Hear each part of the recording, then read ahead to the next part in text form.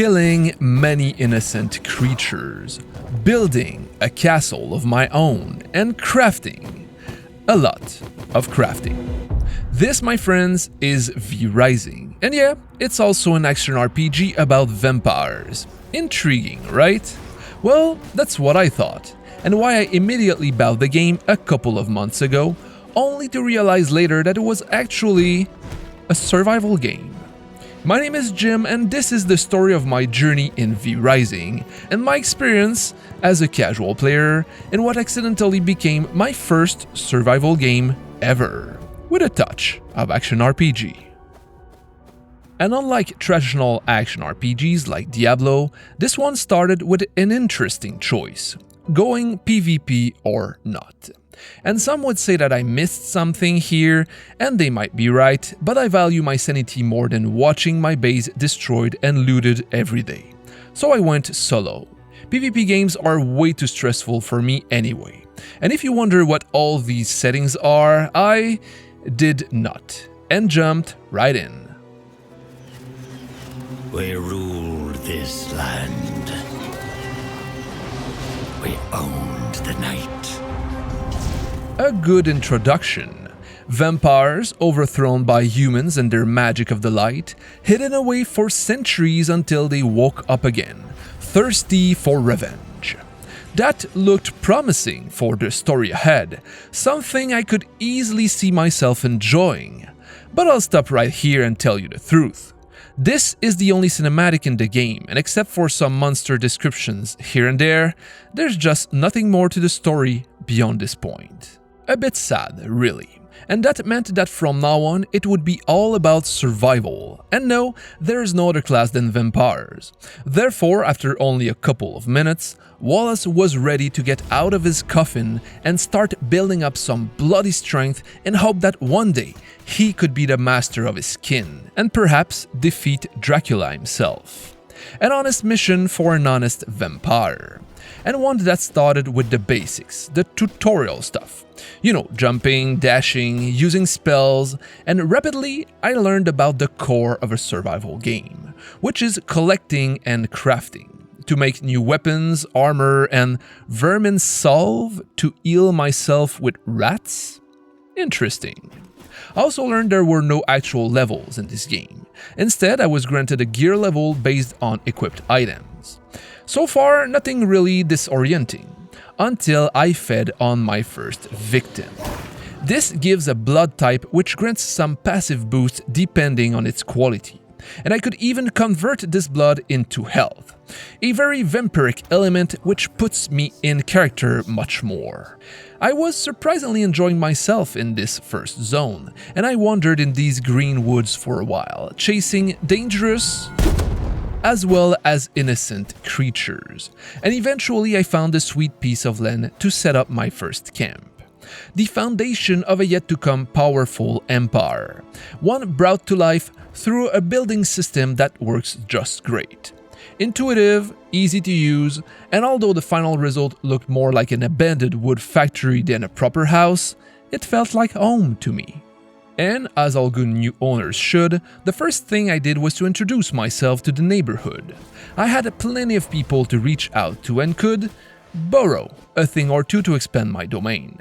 Woods, stones, hides, and obviously blood essence for many useful vampire things.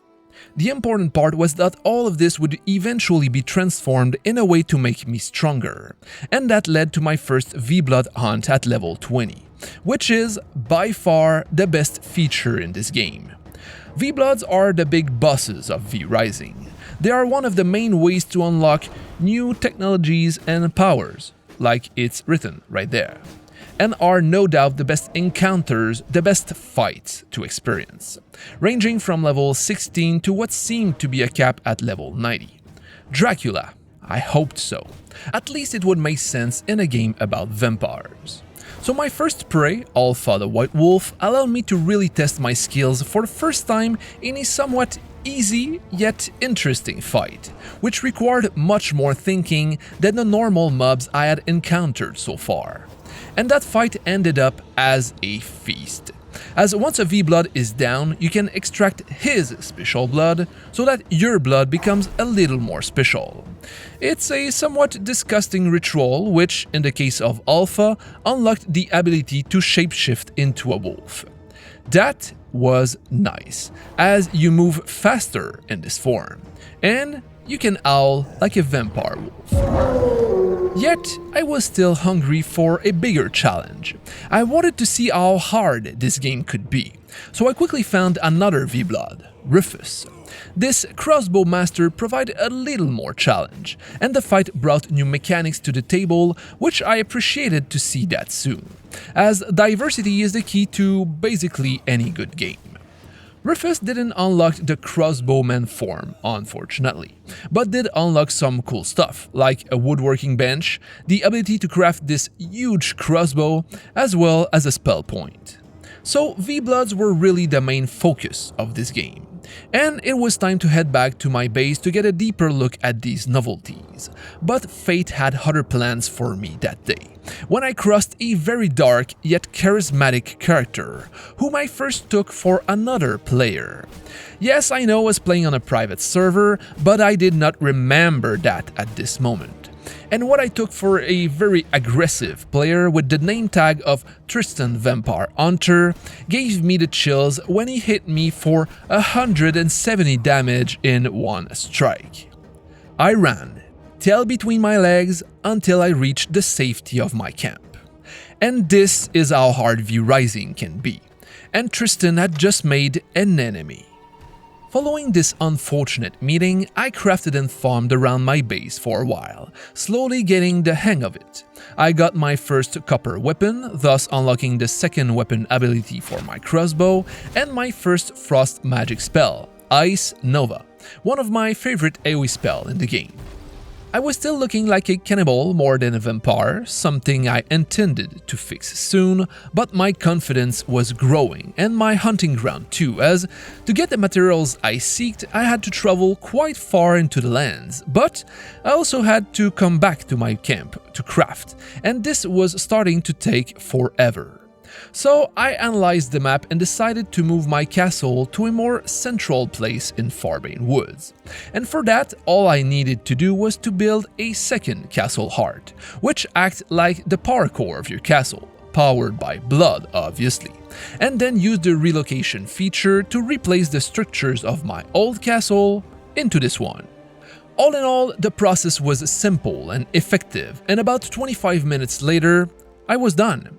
This central spot was much more efficient for farming, maybe a bit close to the dangerous Forgotten Cemetery, a place filled with annoying undead assassins and where deadly skeletons' army were summoned out of nowhere just to destroy me, but I still loved it. I was also close to an intriguing and well-protected bandit stronghold that gave me some hints to some upcoming great features. Overall, I was enjoying myself. Exploring this world was much more interesting than I first thought. This game didn't hold my hand and I had to literally figure out how everything worked on my own. And it felt good. It felt like those old games I used to play when I was young and that I loved so much. And slowly, I saw my base getting bigger and heavier. I reached a point where I was no longer looking like a cannibal, and hunting V-bloods definitely became my favorite hobby, always bringing something new to handle. I even got caught in some interior design and crafted the most awesome piece of my castle, my wonderful mimic.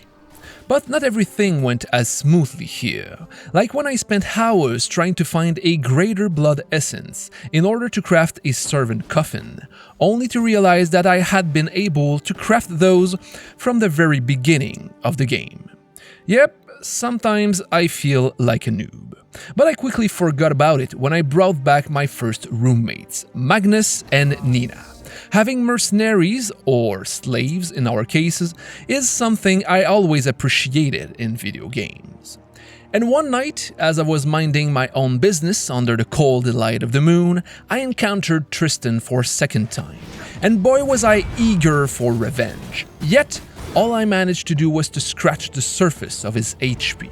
So, I fled the scene once more. Pathetic.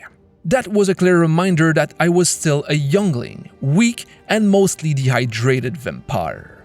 And to fill this thirst, I raged on the first big creature on my path, Kodiad Ferocious, and as expected, I learned how to transform into a bear.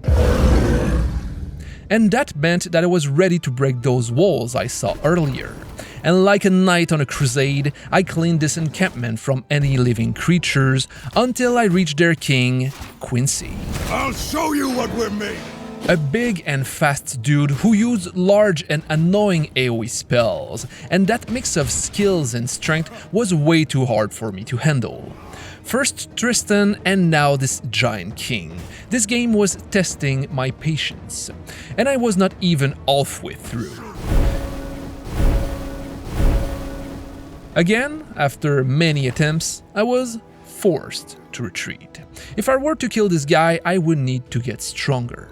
So I took this forced break to explore what was left of Farbane Woods and discovered beautiful places, and some awesome creatures like the grandson of Treebeard, who was probably angry second to the axes I was wielding.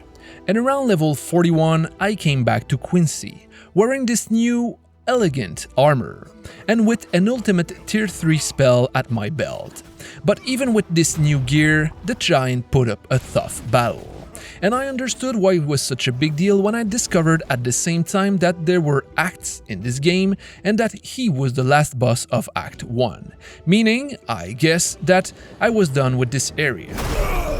So I decided to move my base once more and headed north to the Dunley farmlands, where I repeated the process of relocating my base with one major difference.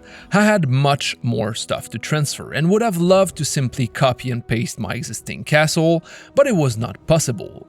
So one by one, I replaced every piece of this crazy big puzzle and swore to myself that it would be the last time. Still, I enjoyed the final result. A new mansion worthy of a great vampire. Now this new area was really something else. I felt like everything here was built to wipe out vampires. They had garlic farms, some holy sanctuaries, and the place was crawling with vampire hunters. It was at a whole new level of difficulty, and I could easily feel it when fighting V-Bloods. They weren't just stronger here, they felt smarter, with refined mechanics that pushed me to adapt to every encounter. It might seem weird, but I welcomed those challenges. It made every victory more satisfying. But it also came with a new obsession of mine: keeping potions and brews active all the time. You know, for optimal defense. And I don't know if it was the region or if I was getting better at this, but I unlocked many new features at a very fast pace here, including the always marvelous thing of riding a horse, the ability to transform into a rat for some reason, and prisons. This last one was a blessing for a vampire, a way to always keep fresh blood at hand at a small cost of a few fish here and there. And call me lucky if you want, but only an hour after unlocking those prisons, I found a 99% blood quality rogue in a small camp a few steps away from my base, and got him back alive. His cell became my favorite mini-bar, a place to hang out and take a good drink before getting into battles. And let me tell you that a high percentage of blood like this one makes a huge difference in V-Rising, unlike this random hat, which does not. Now, this new beverage gave me the confidence to finally hunt my nemesis, and I found him near a bandit armory and quickly got his attention with my bow. So started our epic fight.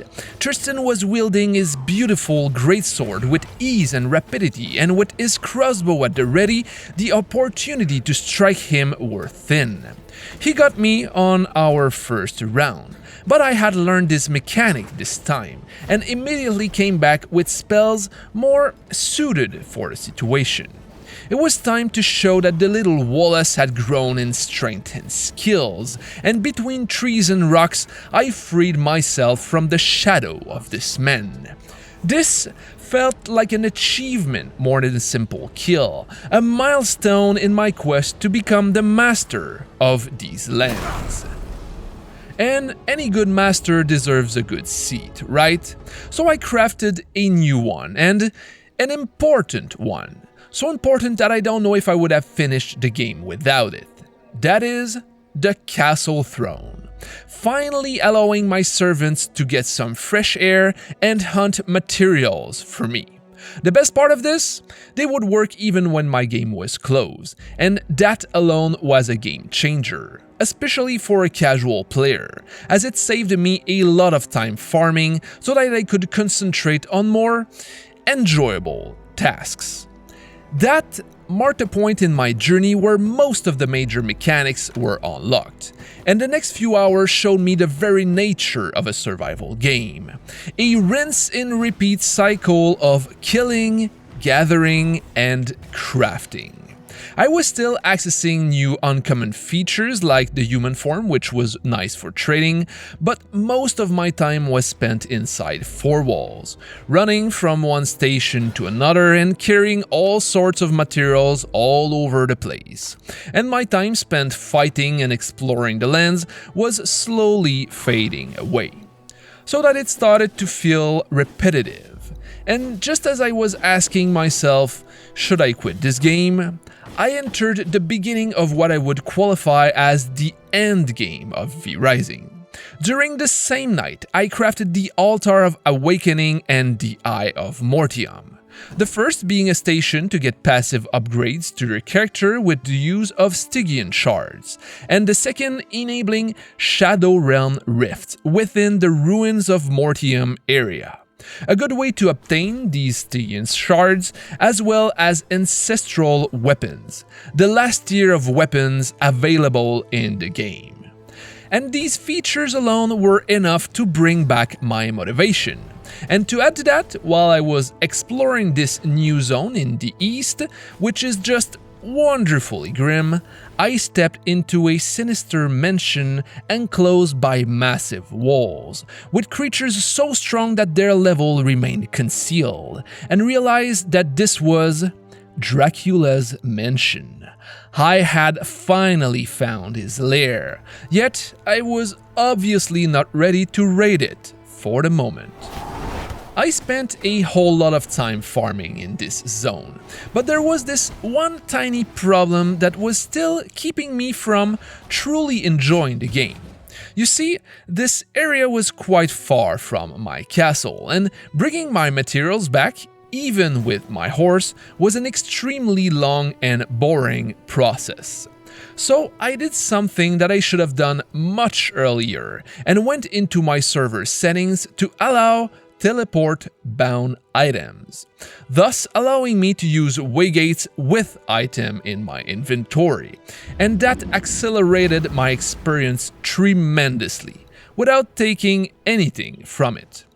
So I played like this for a while, enjoying the killing, gathering, crafting process with a new perspective related to the endgame.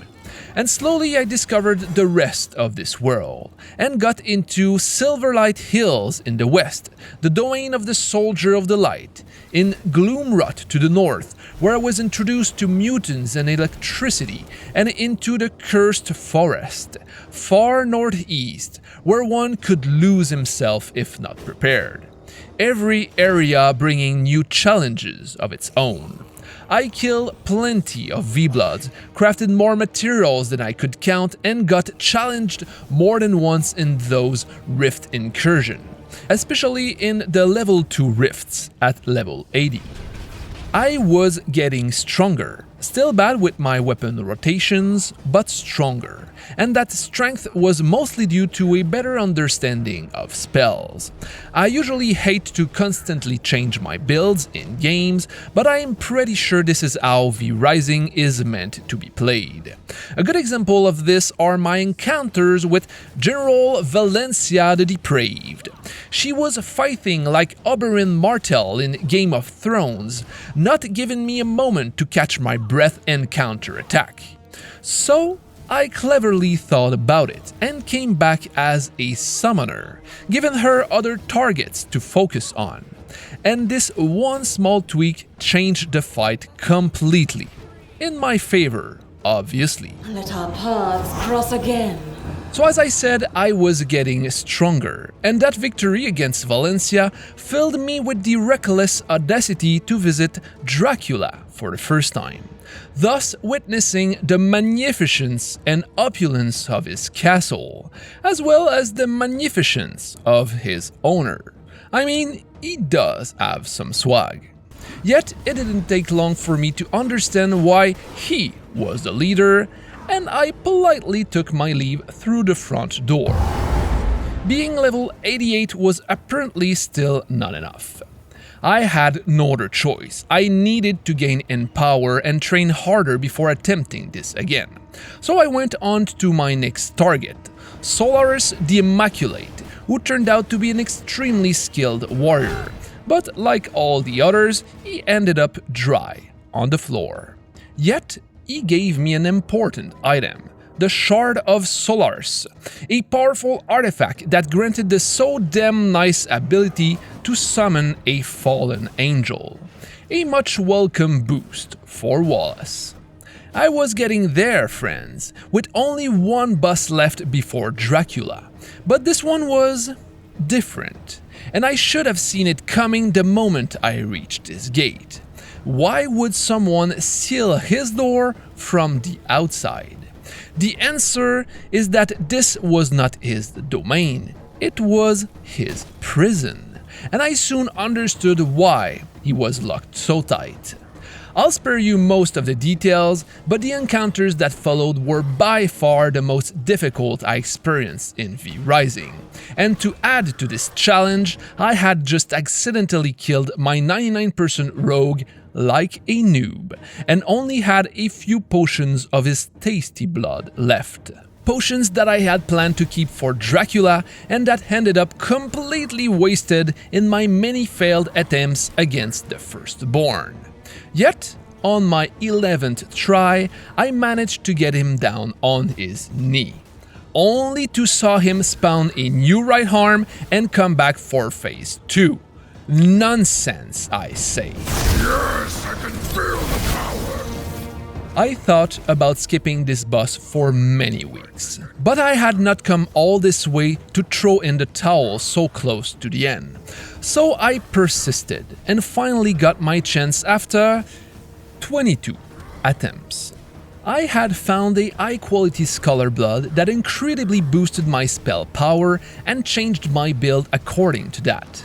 And after a fight that was stressful as hell, I got the final blow on this bastard. I was ecstatic, a feeling of accomplishment that I had rarely felt in video games. And I vowed to never fight this boss again. That left me with one last goal: defeat Dracula. My first challenger in eons, bearing just a hint of my power. Let us see how you wield it. This ultimate duel was a little different. Dracula was fast, and I needed as many ways to move out of his relentless assaults as possible. And my sword turned out to be the perfect weapon for this situation, with its second and third skills allowing some movements. Yet, I found it near impossible to stay in melee with him, so I opted for ranged spells similar to what I used versus Adams, and enjoyed a couple of rounds with the chief of my order. The ambience, the effects, the soundtrack were at their peak, and it captured so well the narrative thread I had sought for so long. You are a shadow, an imitation. This is what it means to be king. And this is what it means to be tenacious, my king. In the end, after only 6 attempts, Dracula disappeared under a rain of blood. His corpse burned in a storm of fire. Sorry for the spoiler here. I, Wallace, was the new ruler of my kin. I was the new calamity of Vardoran. And after close to 90 hours of playtime, I was feeling accomplished, and I was done with V Rising. I had planned to test a few things still left untouched, like the siege golem and a bit of PvP, but I realized that Dracula was the one thing that kept me logging in the game. So, after crafting a throne for myself, proof of my dominance, I closed this game for the last time, and will not lie to you, I have no plan to come back for a second run. I've had my fun, I've learned what it means to survive, but a game where the majority of your time is dedicated to crafting, combined with a lack of storyline, just didn't do it for me. Still, I will proudly keep it in my Steam library, marked as complete. Thanks for watching, guys, and if you seek more stories like this, feel free to check out my journey in Last Epoch and subscribe for more.